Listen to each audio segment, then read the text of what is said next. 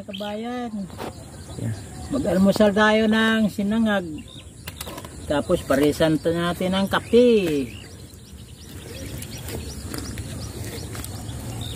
Kape mga kabayan. Ito ang almusal natin ngayong umaga na ito eh. Bago tayo sumabak sa ating trabaho, almusal muna. Ito po ang ating lugar. Na mga kabayan, kain tayo, almusal.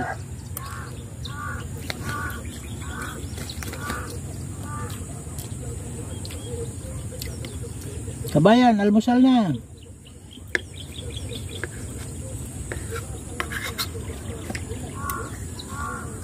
Sarap ng sinangag sa umaga at saka may kape.